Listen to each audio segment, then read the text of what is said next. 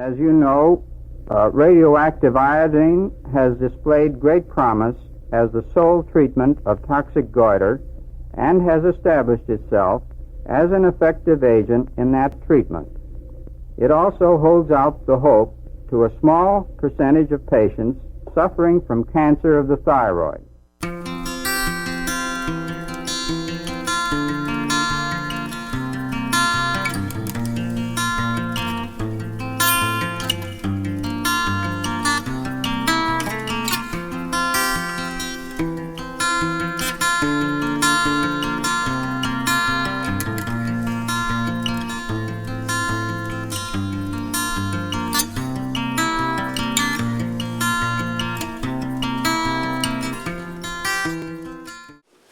Well, members and guests of the Beaumount Club, welcome to our first lecture of the spring semester. Tonight we have a beautiful talk. I think we all treasure and are inspired and educated by the eureka moments of medicine. And tonight we'll hear about one of those eureka moments. But I also want to say that it's a very inspirational story of family devotion and fighting prejudice and bigotry, and the beauty of a daughter's love for her father. And I really am looking forward to hearing this. And I'm very proud to introduce Barbara Hertz, talking about her father, Dr. Saul Hertz, radioactive iodine, and the origin of nuclear medicine, challenges in institutional politics. Welcome.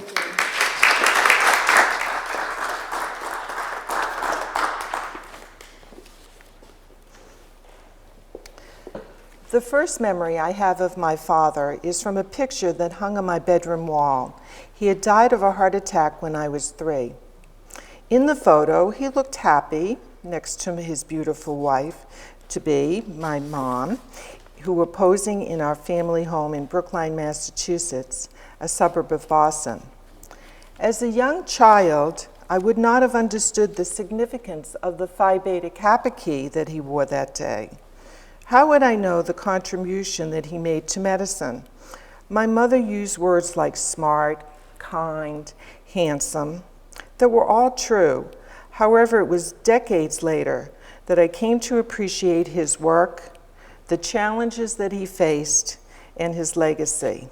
I now know the strength of his character and the integrity in which he lived his life. While cleaning out my childhood home, I found boxes and boxes of my dad's work that had been safely stored. My mother threw out very little in the 60 years that she lived there. Many eminent nuclear medical professionals, renowned thyroid specialists, archivists, and medical historians have helped me to put the puzzle pieces together. These treasure chests contained photos, newspaper articles, journal reprints, and yes, the handwritten data charts of the very first patients treated with a nuclear medicine. These primary source materials are the documentation of Dr. Saul Hertz as the originator of the medical uses of radioactive iodine, also known as RAI. The history of my dad's contribution to medicine has been omitted, dismissed, with outright false information printed and used as citations. Saul Hertz's journey was one with many challenges. The doctor, who was a Harvard Medical School fellow and worked with my dad after World War II, reached out to me with an email, and I might add he was 86 years old when he was emailing me. He had read a historical vignette that I had written for endocrine practice. He wrote, "The true story of Saul Hertz has the elements of exploitation, failure to honor those who served in the war, greed, stolen intellectual property, and anti-Semitism."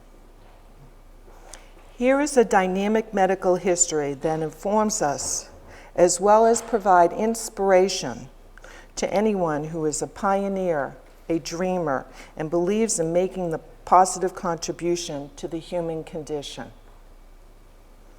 Saul Hertz was born on April 20th, 1905 to Aaron and Bertha Hertz in Cleveland, Ohio. His parents were Jewish immigrants from Europe. and raised their 7 boys according to Orthodox traditions. His father was a successful real estate developer. He attended public school and then graduated from the University of Michigan with Phi Beta Kappa honors. His attendance at the University of Michigan was at a time when Jews and Catholics were not allowed to attend Ivy League institutions. In fact, many of his classmates and those of his era went on to be very successful in life and endowed their alma mater generously, making the University of Michigan the outstanding institution that it is today. He received his medical degree from Harvard Medical School in 1929 at a time of quotas for outsiders. His internship and residency were completed at Cleveland's Mount Sinai Hospital that had been established to meet the needs of Cleveland's East Side Jewish population. In 1931, Dr. Hertz returned to Boston to join the newly formed thyroid unit at the Massachusetts General Hospital, MGH. He was a volunteer as well as a Dalton Scholar, in that Jews were not allowed on the staff at that time. He was not paid.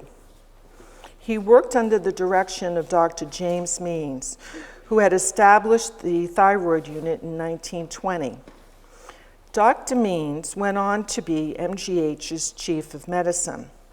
Dr. Means must have been rather open-minded in that he encouraged the first woman doctor to come to MGH. Dr. Means supported Hertz's work that began to focus on the use of iodine in treating hyperthyroidism. Dr. Means had confidence in my dad in that he appointed Saul Hertz to be the director of MGH's thyroid clinic in 1931.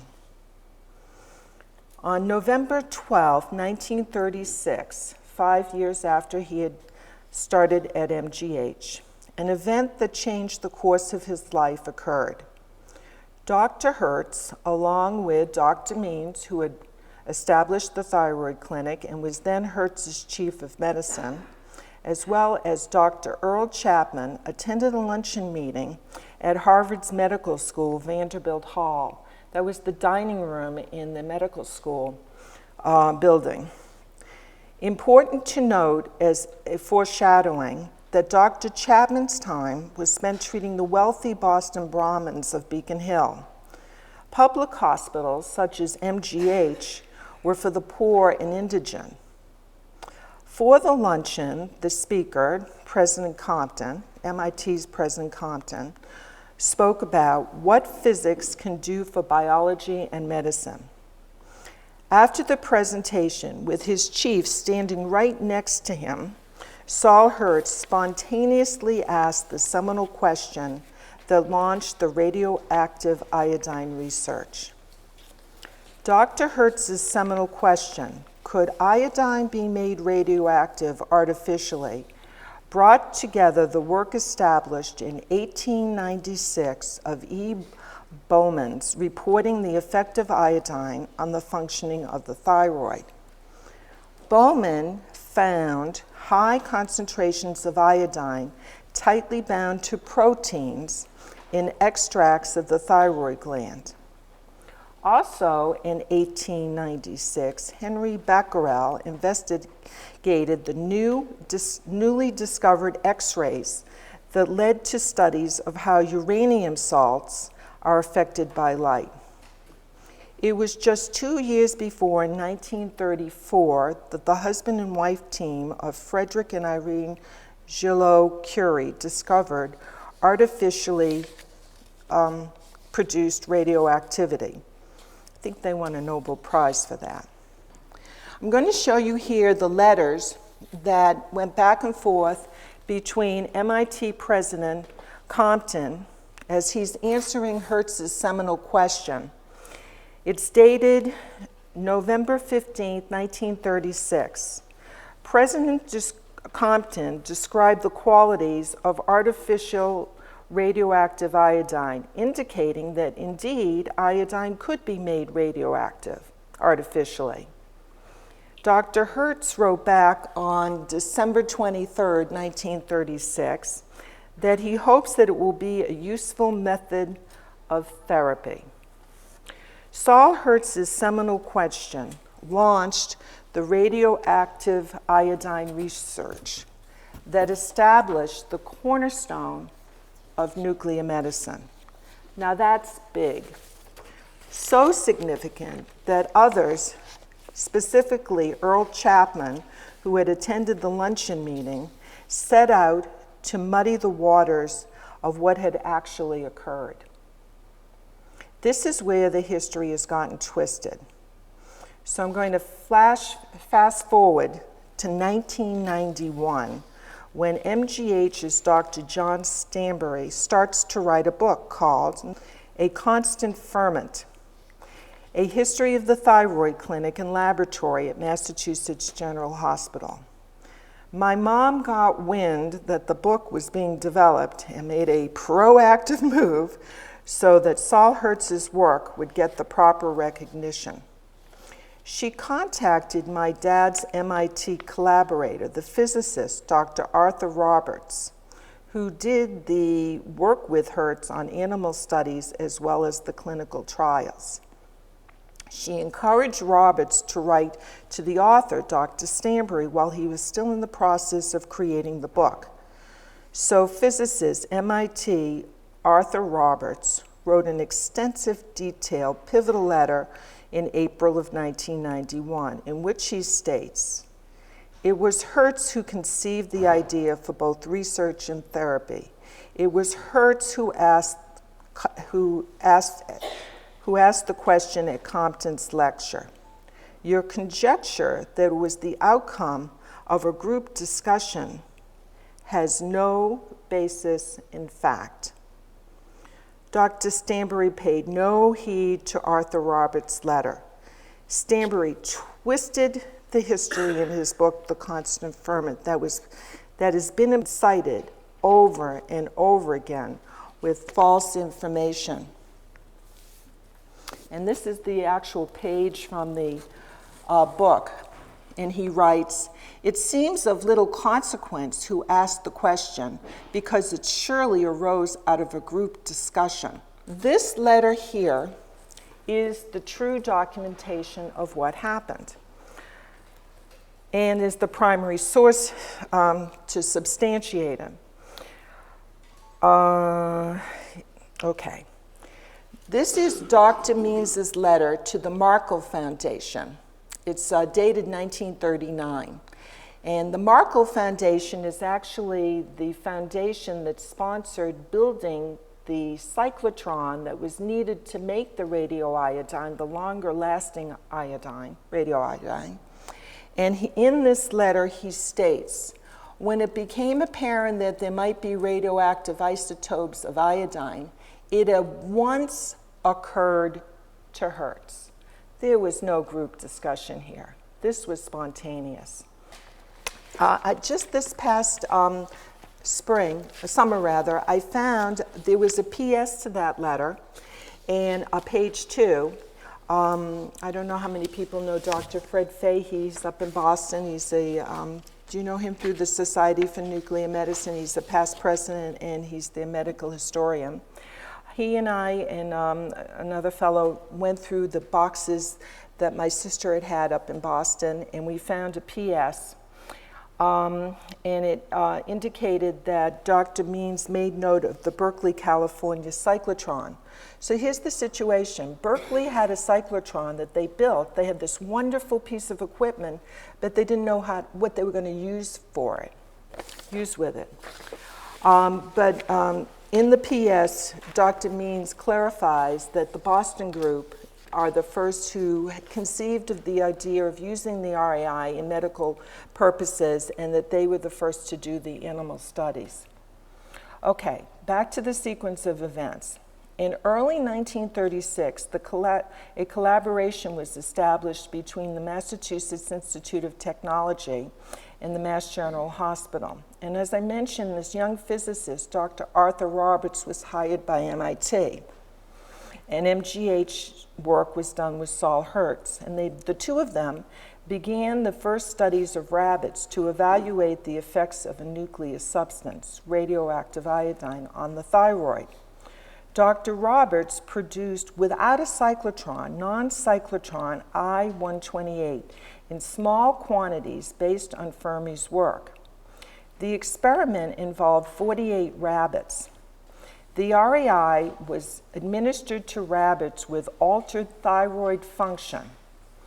Physicist Dr. Roberts took measurement with use of a Geiger-Müller tube. I guess, they didn't have much equipment in those days. And Dr. Roberts' notebooks were filled with his graphs of the results. Quantitative analysis showed that hyperplastic thyroid glands retain more REI than normal thyroid glands.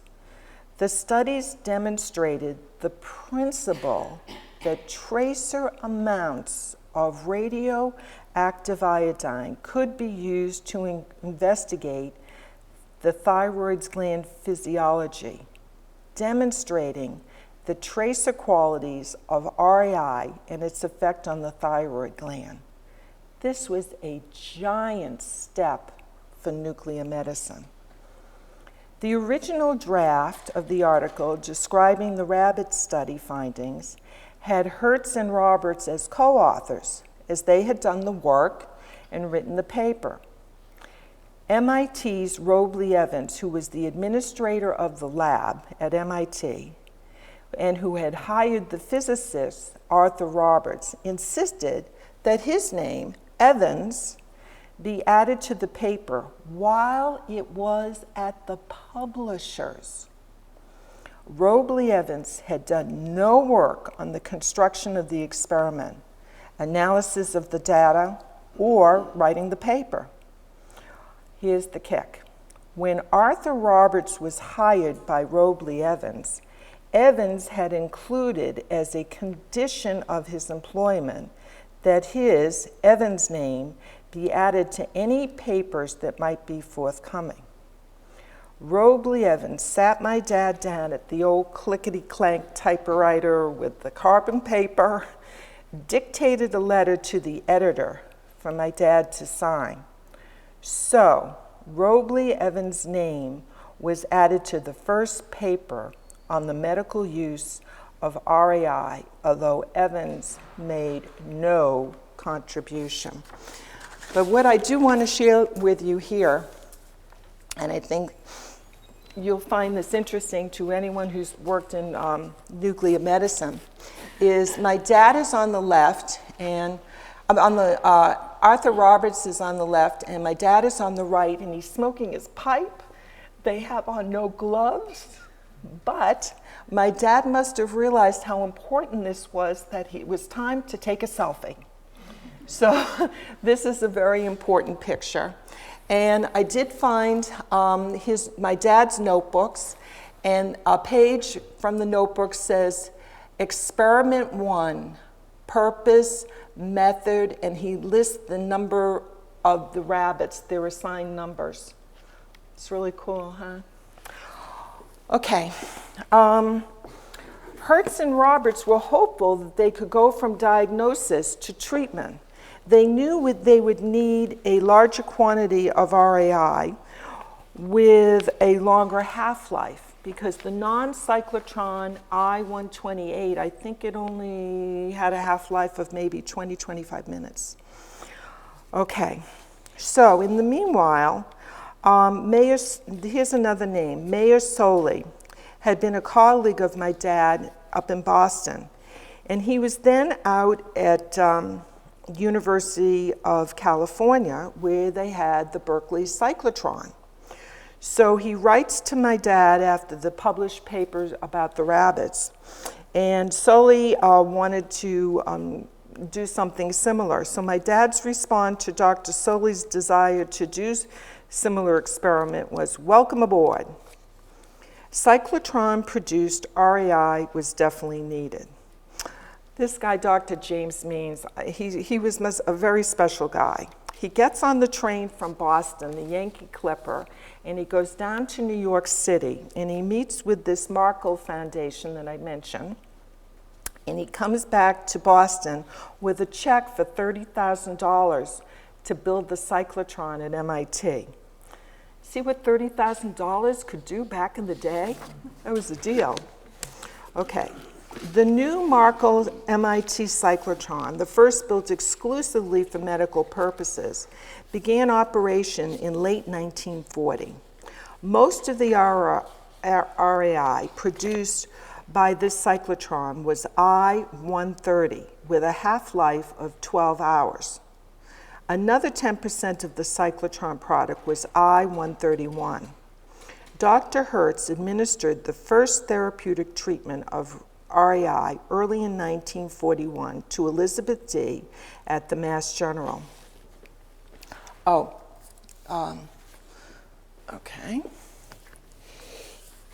Here are a copy of the handwritten data charts that I found in the boxes. And you'll notice Elizabeth D., she only had 2.1 millicaries. Now, that isn't a very large amount. One of the doctors who was discussing the history said you wouldn't even cross the street to do this experiment with that limited amount. But what they thought was that the 2.1 millicaries of the I-130 would the radiation would be delivered rapidly to the thyroid cells over a day or two. Dr. Means and his MIT collaborator continued to use and treat about one new patient per month for the rest of 1941. Dosimetry was used to analyze the radiation dose, with Hertz and Roberts to use careful analysis for each patient. Today, that would be called personalized medicine. The radioactive iodine was taken up by the patient's thyroid glands, and the patient did in fact get better.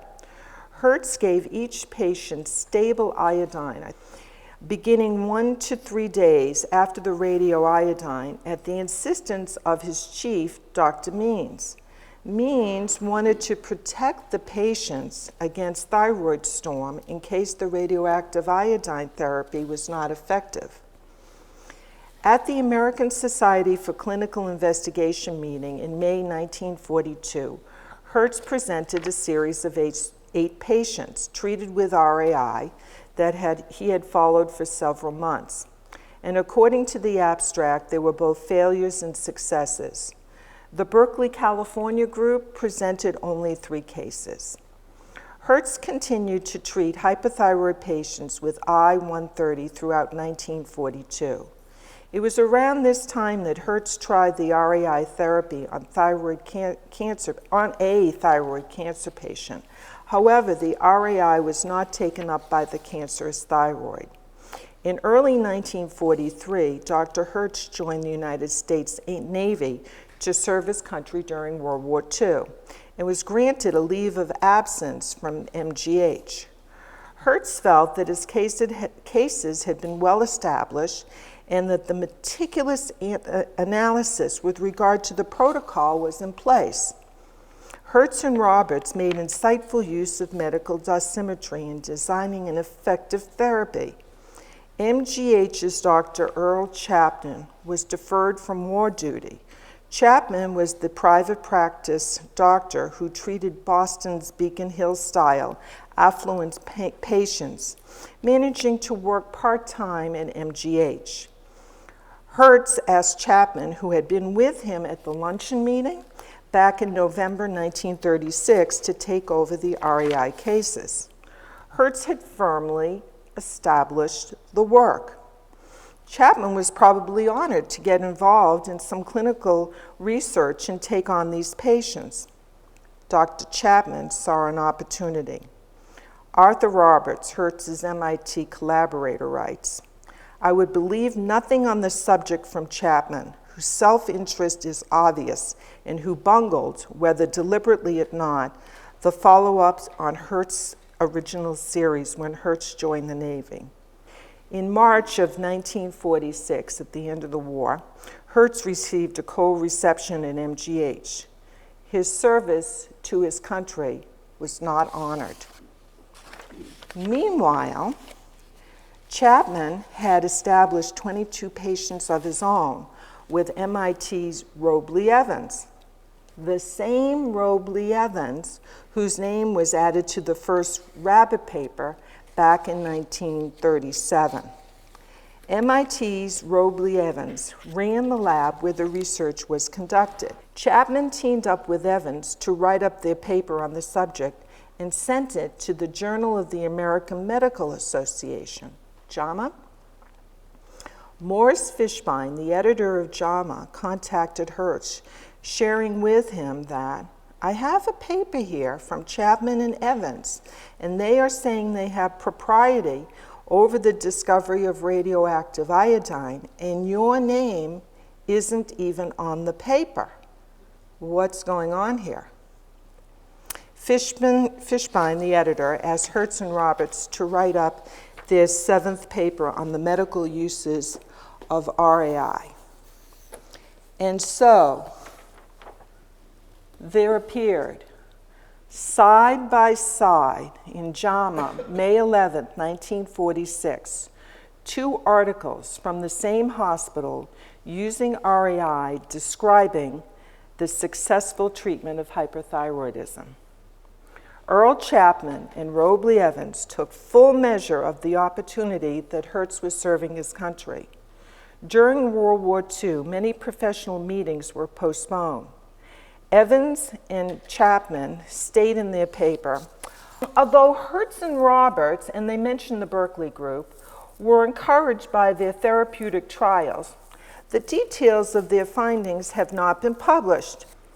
The other point that Chapman and Evans built on erroneously is the follow-up Lugol solution, that's stable iodine. Chapman and Evans state, it is difficult to decide whether these patients who improved were responding to the ordinary iodine, to the radioactive iodine, or their combination. It's at that time, now those were published in May. So in April, my dad took to marketing himself to the public. And he goes home to Cleveland, and he gets coverage in the Cleveland Press. Former Clevelander develops first atomic medical cure, and he puts right in there what his contribution was to the discovery. He goes to the next month in May to the Jewish advocates. Minority groups had their own papers and their own groups, their own way of communicating amongst themselves. This headline, this is kind of interesting because you see what was going on in Israel at the same time here. Local researchers, that's an interesting word, discovers cure for goiter through A-bomb product, and there he is in his Navy officer's uniform. And this one got the most reaction from the general public. And the artwork on this is really fabulous. Look at the top of that. On the one side is the evil, on the other side is the good. And the portion of the article on the right is from Anna Dane, who was a thyroid, she had Graves' disease, and she wrote about her own experience of being treated with the RAI. And in the article, this was very interesting in terms of his vision. He stated the demand is expected for radioactive iodine and for research, and as research develops in the field of cancer and leukemia for other radioactive medicines. And this was in 1946. Wow. Truly a visionary. Okay. The American Weekly, as I mentioned, was like our People's magazine, and it generated a strong response from patients. The treatment of RAI cost less than $5, and surgery was several $100s. The surgeons, of course, were very reluctant to give up their lucrative fees. In those days, there was no insurance for patients who were there was no insurance. And so patients who were seeking the less expensive alternative, albeit World War II had produced great fear of utilizing anything nuclear, were very concerned about how they were going to be treated. My new research project is in cancer of the thyroid, which I believe holds the key to the larger problem of cancer in general. Not only was he, I'll make the pun, right on target, but it was at a time when he was dealing with Chapman and Evans, publishing his work and trying to find a job for himself to support my mother and sister. The very next day, March 13th, he must have had a flurry of activity, trying to get himself a job. He writes to MIT president, who had been very supportive of him in the hyperthyroid research. He says, "I have certain ideas in the field of cancer of the thyroid, which are even more intriguing from a physician's point of view than the cure of Graves' disease with radioactive iodine without operation. The cancer field is relatively virgin territory, both from the standpoint of actual knowledge or prognostic attack." Hertz goes on in the same correspondence to make note, "Only recently a group of workers in England have reported the regular production of cancer of thyroid in animals by a series of steps which are subject to analysis by means of RAI as a tracer. The relationship of this project to the one on Graves' disease will be evident to you." Additionally stating, "I have proposed a course in physical application to biology and medicine." Hertz does return to MIT to teach, and his collaborator, Arthur Roberts, leaves Boston. With family money, he establishes in September of 1946 the Radioactive Isotope Research Institute. Roy Hertz, his brother, who's in the photograph here, this is my Uncle Roy, and that's my dad, established this facility both in Boston and in New York City. Hertz also reaches out to a Dr. Samuel Seidlin in New York's Montefiore Hospital. That's why they had facilities both in Boston and New York. And before I put this down, I just want to make note here that in the article it says that the facilities are to be devoted to the application of nuclear physics to medical investigation, diagnosis, and treatment. Okay, by happenstance, Dr. Seidlin had explored the use of RAI with a ward patient. Now remember, these hospitals, the one even Montefiore, had indigent people in them, with a ward patient known as BB at New York's Montefiore Hospital. Some years earlier, patient BB's thyroid had been surgically removed. Patient BB was back at Montefiore and was treated with RAI. Amazingly, this patient's now existing metastases responded to the RAI. Dr. Seidlin ordered RAI from MIT's lab, from Robley Evans, to explore further the treatment of RAI for cancer. No new lesions appeared, and some completely disappeared over a period of nearly 10 years. In Boston, the Beth Israel Hospital was emerging and welcoming Jews to be on staff. Catholics had established their hospitals, such as St. Elizabeth's. Quotas remained in medical schools. However, Jews were being trained and needed a place to practice. Dr. Hertz joined the staff of the Beth Israel Hospital. It was at the Beth Israel that Dr. Hertz developed the use of RAI as the treatment for thyroid cancer. In a radio broadcast on Boston WEEI's Yankee Network in 1948, Hertz discussed extensively the use of RAI in treating thyroid cancer. This is a page from the Harvard Crimson, May 1949. And you'll see over here the same information about the facilities that they had in Boston and New York. And you'll see this piece of equipment called a multiscaler that I'll speak to a little bit more. But what comes out of this article, which I found striking, he emphasized this example of therapeutic application, meaning the use of the RAI, as a beacon in utilizing the tracer methods employing radioactive substances for the analysis of cellular function, growth, metabolism, and nutrition in the body in other organs than the thyroid. This picture has really become iconic for the early years of nuclear medicine. Here is the multiscaler that was developed at MIT with Dr. Hertz along with its manual. Dr. Hertz was demonstrating an uptake test to measure the distribution of RAI. The woman posing was his assistant at Boston New England Women's Hospital, where Hertz established the first nuclear medicine department.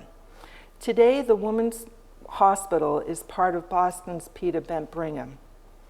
The Atomic Instrument Company that was on Charles Street in Boston, or they would say Charles Street, advertised the multiscaler in 1949 as a complete decade scaler offering predetermined count, predetermined time, direct reading, built-in electrically reset registered, fully automatic push button operation, and many other important design features.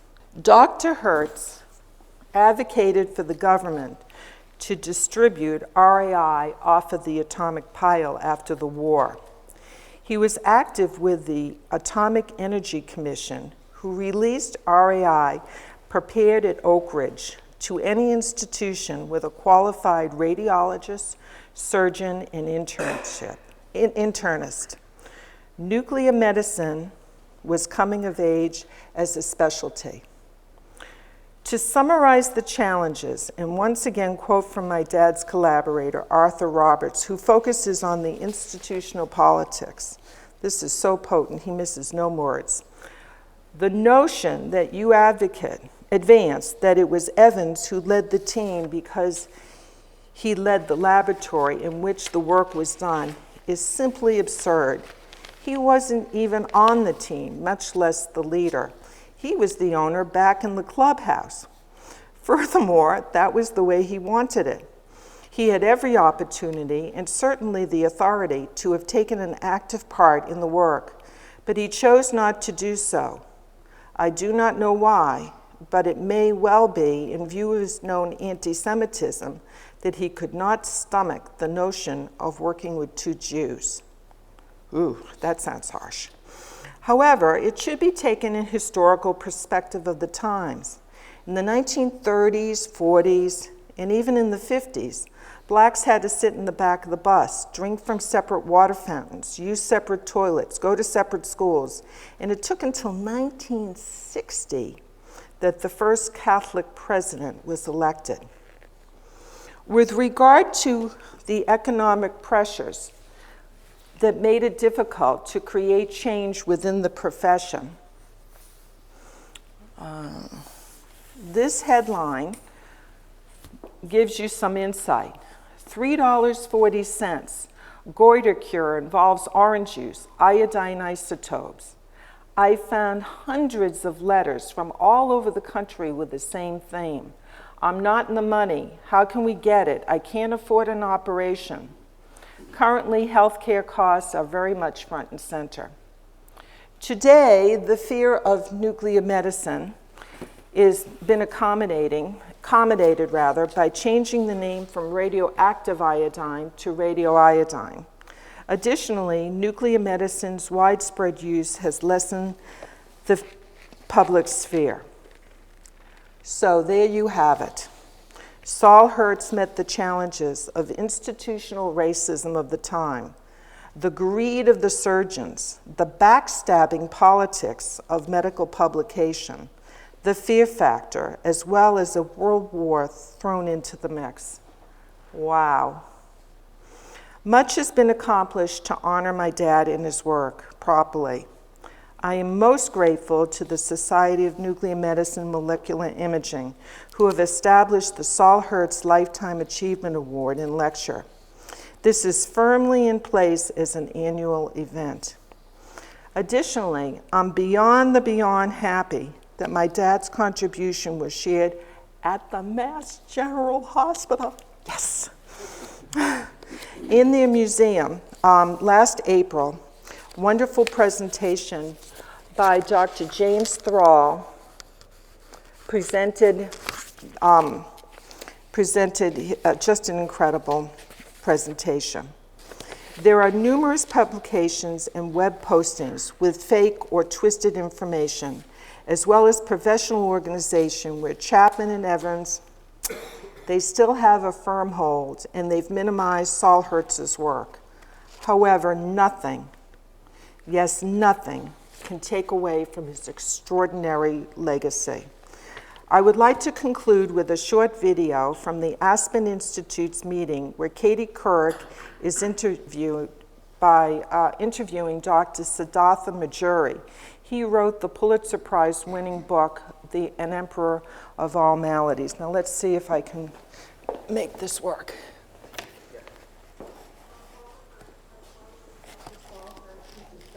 Radioactive iodine and is used in the cure for thyroid cancer. That's pretty cool. Can I just say that? Yeah. Well, I have to tell you something. It's been a long journey for me, as the doctor knows, in terms of getting his recognition.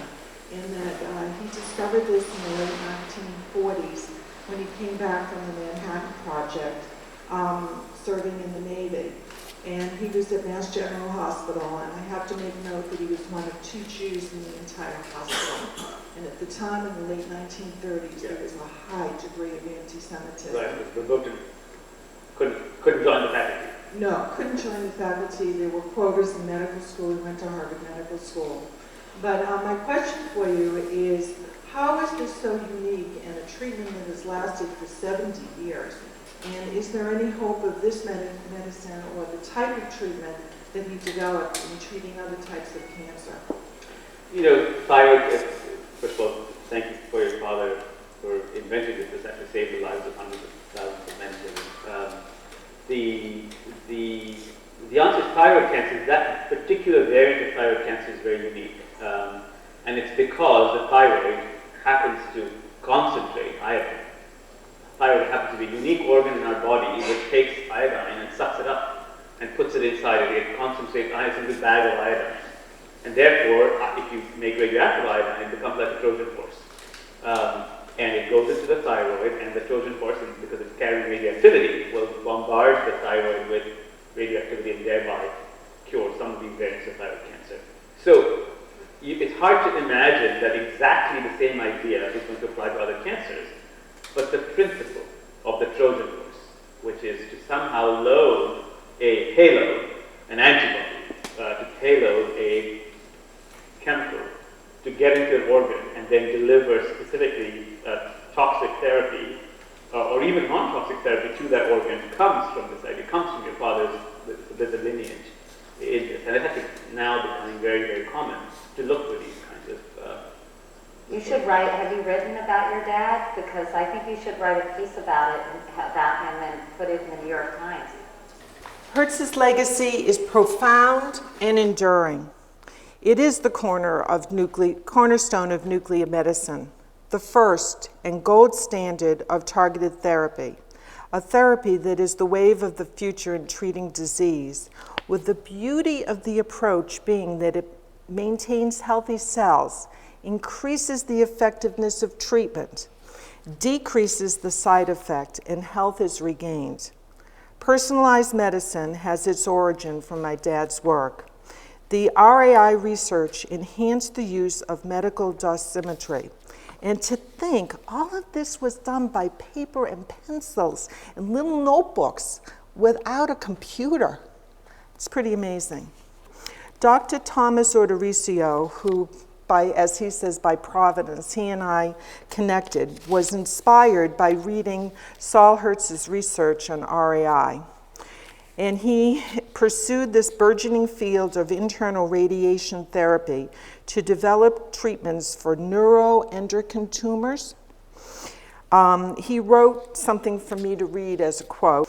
Dr. Hertz's idea that thyroid tissue is avid for iodine and most likely radioactive forms led to the in vivo targeting of thyroid for hypothyroidism and thyroid tumors. Now, almost 80 years later, we are internally targeting other tumors with radionuclides such as YT90 and LU177 using peptide receptor radionuclide therapy, where the target is a tumor membrane receptor and the radionuclide is attached to a receptor agonist or antagonist. There are many cancers treated in addition to thyroid and neuroendocrine tumors, including metastatic bone cancer, prostate cancer, neuroblastoma in children with this targeted approach. Glenn Flux is a dosimetry expert from England, and he writes, "From my standpoint as a physicist, the decision by your father to work with the physicist Arthur Roberts to calculate patient-specific dosimetry showed an early understanding of the medical use of radionuclides that unfortunately was subsequently lost and is only now being investigated on a larger scale to personalized treatments." Hertz and Roberts were truly visionaries in that respect. Although it had been clear that the thyroid gland actively accumulates iodine, an ability that provides the foundation for the use of the radioiodine to treat thyroid cancer, the specific molecules responsible for transferring iodine from the bloodstream into the thyroid remained unidentified for decades. And I'd like to thank Dr. Nancy Carrasco, a Mexican woman, I might add, who is currently here with us and a professor of physiology here at Yale and a member of the National Academy of Sciences. She was the first to identify the key plasma membrane transporter that mediates active iodine accumulation in the thyroid, a molecule she calls sodium iodine symporter, NIS. Dr. Carrasco's cloning and characterization of NIS are among the most significant breakthrough in thyroid research in decades. Saul Hertz's prediction that radionuclides would hold the key to the larger problem of cancer in general may just be the best hope for diagnosing and treating cancer. The integration of the sciences that the RAI research began has impacted educational and research institutions all over the world. However, most significant are the countless generations of patients, past, present, and futures, whose lives have been saved. This fellow is having an atomic cocktail. And he says that the cup holding the radioactive iodine, he claims apparently has rid him of thyroid cancers.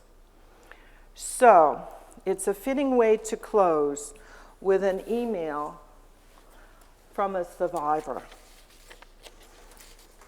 And she writes, "Treatment with radioactive iodine knocked the thyroid cancer, metastatic to a little bit of bone and lung, right out of me, exceeding my doctor's expectations. I am now 81. We have a large family. Many were praying for me. The cure delivered on the wings of prayer was Dr. Saul Hertz's discovery, the miracle of radioactive iodine. Few can equal such a powerful and precious gift." Wow.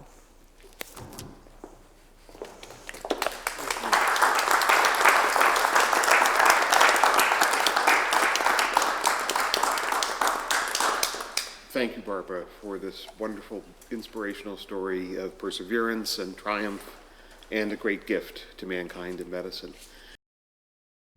There is hope that by means of increasing the avidity of cancer cells for radioactive iodine, that those types which do not naturally take up radioactive iodine can be induced to do so.